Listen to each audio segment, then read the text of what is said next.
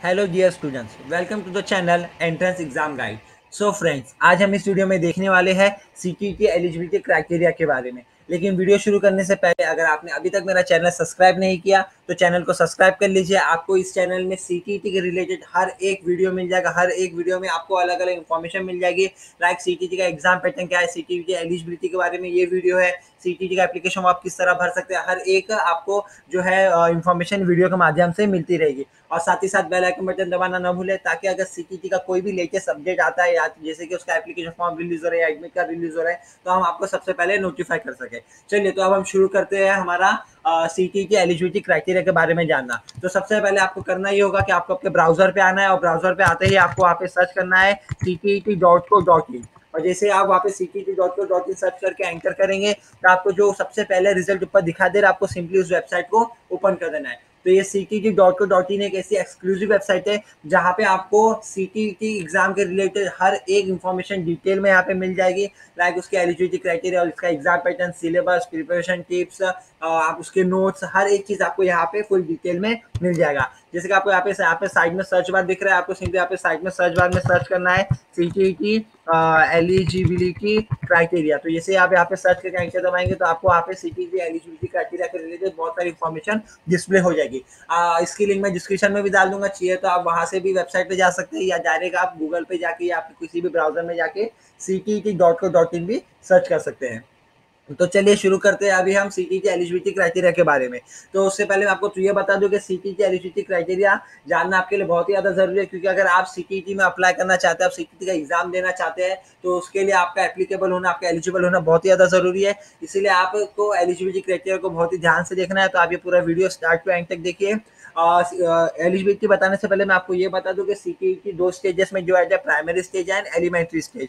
जो primary stage है वो 1st to 5th क्लास के लिए, और जो एलिमेंट्री स्टेज है वो 6 to 8 क्लास के लिए है। तो यहाँ पे एलिजिबिलिटी भी आप देख सकते हैं अलग अलग दी हुई है। 1st to 5th क्लास के लिए जो कि प्राइमरी स्टेज है उसके लिए अलग एलिजिबिलिटी क्राइटेरिया है, और जो 6 to 8 है एलिमेंट्री स्टेज उसके लिए भी पूरी ही तरह से अलग एलिजिबिलिटी क्राइटेरिया है। तो चलिए हम पहले जानते हैं प्राइमरी स्टेज जो कि 1st to 5th क्लास के लिए उसका एलिजिबिलिटी क्राइटेरिया जानना शुरू करते हैं। तो जो कि सबसे पहली एलिजिबिलिटी क्राइटेरिया वो क्या है कि आप सीनियर सेकेंडरी में विद एटलीस्ट 50% मार्क्स से पास रहने चाहिए।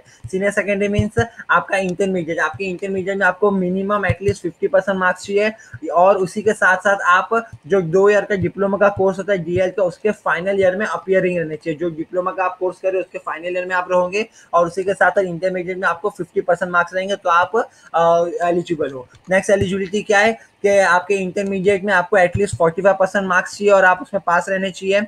और उसी के साथ साथ जो आपका डिप्लोमा का कोर्स रहेगा डीएल का 2 ईयर का कोर्स, उसके आप फाइनल ईयर में जो है अपियरिंग कैंडिडेट रहने चाहिए, उसके फाइनल ईयर में आप फिलहाल पढ़ते रहने चाहिए। नेक्स्ट एलिजिबिलिटी है उसमें भी यही बताया हुआ कि जो इंटरमीडिएट है वो इंटरमीडिएट में आपको एटलीस्ट मिनिमम 50% मार्क्स चाहिए और आप उसमें पास रहने चाहिए। 50% से मार्क्स कम नहीं चलेंगे। और आप इसमें बीएल के बारे में बताया हुआ है, जो 4 इयर्स का बैचलर ऑफ एलिमेंट्री एजुकेशन जो कोर्स रहता है, उसके आप फाइनल ईयर में 4th ईयर में जो फाइनल ईयर रहता है उसमें आप अपियरिंग कैंडिडेट रहने चाहिए। उसी के साथ साथ इंटरमीडिएट में आपको 50% मार्क्स चाहिए मिनिमम, तो ही आप उसके लिए एलिजिबल हो। नेक्स्ट है यहाँ पे आपका जो इंटरमीडिएट है उसमें आपको एटलीस्ट 50% मार्क्स चाहिए। मीन्स आप उसका जो टोटल ओवरऑल परसेंटेज रहता है वो 50% रहना चाहिए और आप पास रहने चाहिए।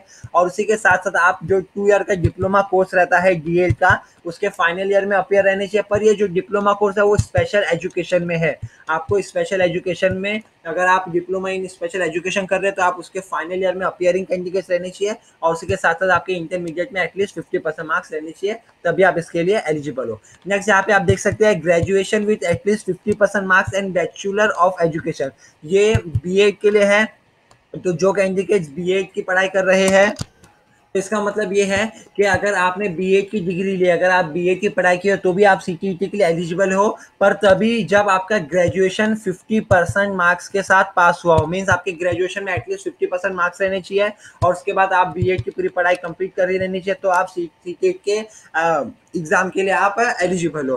फ्रेंड्स, मैं वापस यहाँ पे आपको फिर से बता दूं, जो यहाँ पे मैंने ऊपर कहा है कि appearing in the final year, इसका मतलब है एग्जाम्पल अगर आप डिप्लोमा डीए के 2 साल का जो कोर्स है वो अप्लाई कर रहे हो, तो अगर आप फाइनल ईयर में सेकेंड ईयर में हो, फाइनल ईयर आप जो दे रहे हो तो भी आप उसके लिए एलिजिबल हो। और हाँ, अगर आप डिप्लोमा क्लियर कर और अगर आप फाइनल ईयर कंप्लीट कर चुके हो, डिप्लोमा आके आपकी पढ़ाई पूरी हो चुकी है, तो आप सीटीईटी के लिए एलिजिबल हो ही। तो ये था हमारा class 1st to 5th primary stage का एलिजिबिलिटी क्राइटेरिया। अब हम जाएंगे क्लास 6 to 8 जो कि एलिमेंट्री स्टेज है उसकी एलिजिबिलिटी क्राइटेरिया के ऊपर। तो सबसे पहले आप देख सकते हैं यहाँ पे भी जो क्लास 6 to 8 का जो एलिमेंट्री स्टेज उसे कहते हैं, तो उसका जो सबसे पहला जो एलिजिबिलिटी क्राइटेरिया उसमें क्या दिया हुआ है कि आप ग्रेजुएशन और पास होने चाहिए, या तो फिर फाइनल ईयर में आप अपियर होने चाहिए DA diploma in elementary education. इसका मतलब ये है कि आप ग्रेजुएशन पास रहने चाहिए, मीन्स आपका ग्रेजुएशन कंप्लीट रहना चाहिए। और ग्रेजुएशन कंप्लीट रहने के बाद आपका 2 इयर्स का जो डिप्लोमा का कोर्स है, diploma in elementary education, means यहाँ पे डीएल की बात हो रही है, वो आपका पूरा रहना चाहिए। अब यहाँ पे ग्रेजुएशन के साथ मार्क्स का कहीं भी जिक्र नहीं किया हुआ है, कहीं भी कंसीडर नहीं किया कि आपके इतने परसेंट मार्क्स मिलने चाहिए। यहाँ पे सिर्फ इतना कहा गया कि आपका ग्रेजुएशन कंप्लीट रहना चाहिए, फिर वो उसमें मार्क्स आपके कितने भी है वो मैटर नहीं करता, आपका ग्रेजुएशन कंप्लीट रहना चाहिए। और उसके साथ साथ ये कहा गया है कि आपका जो डीएल या जो डिप्लोमा इन एलिमेंट्री एजुकेशन है वो आपका रहना चाहिए। अभी नेक्स्ट यहाँ पे आप देख सकते हैं दिया हुआ है ग्रेजुएशन विद एटलीस्ट 50% मार्क्स। यहाँ पे ग्रेजुएशन के साथ साथ जो परसेंटेज है वो भी यहाँ पे कंसीडर किया गया है। यहाँ पे बताया गया है कि आपका जो ग्रेजुएशन है वो यहाँ पे 50% रहना चाहिए एटलीस्ट, उससे कम रहेगा तो नहीं चलेगा। और उसी के साथ साथ क्या दिया गया है कि जो 1 ईयर का बैचलर इन बीएड का बैचलर इन एजुकेशन मीन्स जो बीएड का कोर्स रहता है 1 ईयर का, वो आप अपियरिंग रहेंगे तो भी चलेगा। मीन्स अगर आप ग्रेजुएशन पास हो विद 50% या मोर देन 50% मार्क्स, और उसके बाद आपने बैचलर इन एजुकेशन का जो कोर्स है उसके लिए अप्लाई किया, आप वो पढ़ रहे, अभी करंटली आप फर्स्ट ईयर में हो, तो भी आप जो है कि सीटेट के जो सेकेंडरी एलिमेंट्री स्टेज है फॉर क्लास 6 to 8 उसके लिए आप एप्लीकेबल हो। नेक्स्ट यहाँ पे दिया हुआ है, देख सकते हैं आप यहाँ पे जैसे कि ग्रेजुएशन विद एटलीस्ट 45% मार्क्स, आपका जो ग्रेजुएशन है उसमें आपको एटलीस्ट 45% मार्क्स रहने चाहिए। और आप उसी के साथ साथ या तो पास हो चुके हो, या तो आप बैचलर जो इन एजुकेशन जो है बीएड की डिग्री जो आप के पास है, आप बीएड का एग्जाम पास कर चुके हो, या तो आप फाइनल ईयर में अपियर कर रहे हो। मीन्स जैसे कि यहाँ पे दिया हुआ 1 ईयर इन बैचलर एजुकेशन, अगर आप वो 1 साल का जो कोर्स है उसमें आप फाइनल ईयर में अपियरिंग कैंडिडेट हो तो भी आप इसके लिए एलिजिबल हो। अब फ्रेंड्स आपको यहाँ पे कंफ्यूज नहीं होना, जैसे कि ये जो सेकंड वाला एलिजिबिलिटी क्राइटेरिया था ये भी सेम था ऑलमोस्ट, पर यहाँ पे ग्रेजुएशन विद एटलीस्ट 50% मार्क्स कहा गया था, और यहाँ पे जो है इसमें 45% मार्क्स दिया गया। तो आपको बिल्कुल भी कंफ्यूज नहीं होना है। और यहाँ पे आप देख सकते हैं इसमें जो थर्ड वाला एलिजिबिलिटी बताया गया है, ये टाइम टू टाइम जिस हिसाब से टाइम आगे आते रहेगा उसके हिसाब से इसमें थोड़ा बहुत से चेंजेस होते रहेंगे। अगर इसमें कुछ भी चेंजेस होगा ये थर्ड वाले एलिजिबिलिटी क्राइटेरिया में, तो आप हमारे चैनल को सब्सक्राइब करके रखिए और आप बेल आइकन बटन भी दबा के रखिए, ताकि अगर सीटीटी एलिजिबिलिटी क्राइटेरिया में कुछ भी चेंजेस आते हैं, कुछ भी न्यू अपडेट आता है, तो हम वीडियो के माध्यम से आपको अपडेट कर पाए। अब हम आगे बढ़ेंगे तो नेक्स्ट एलिजिबिलिटी क्राइटेरिया आप देख सकते हैं यहाँ पे लिखा हुआ है कि आपको इंटरमीडिएट में एटलीस्ट 50% मार्क्स स्कोर करना है, या तो उसी के लेवल की कोई डिग्री रहेगी आपके पास वो भी चलेगी। और इसी के साथ या तो आप पास रहने चाहिए, या तो आपके पास जो बैचलर इन एलिमेंट्री बीएड की जो डिग्री है वो आपके पास रहनी चाहिए, या तो आप फाइनल ईयर में अपियरिंग कैंडिडेट रहेंगे तो भी आप इसके लिए एप्लीकेबल है। मीन्स जैसे कि 4 ईयर का ये जो bachelor in elementary education BEd का कोर्स रहता है, अगर आप उसके 4th ईयर में आप उसको फाइनल ईयर के अपियरिंग कैंडिडेट हो तो भी आप उसके लिए एप्लीकेबल हो।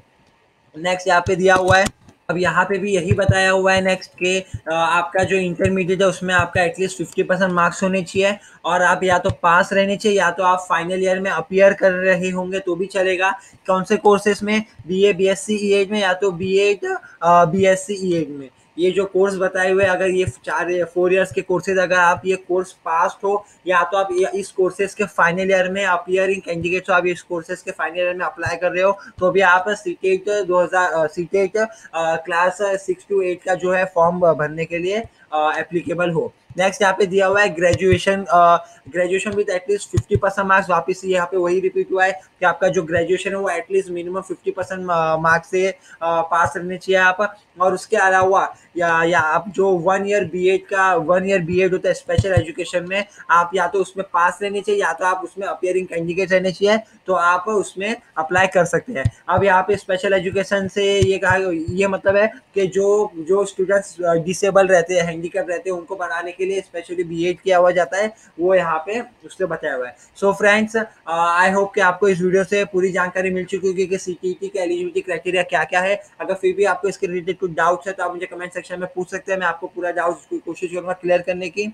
और अगर आपको ये चैनल अच्छा लगा, वीडियो से आपको इन्फॉर्मेशन हुई तो प्लीज़ सब्सक्राइब कीजिए, शेयर कीजिए और लाइक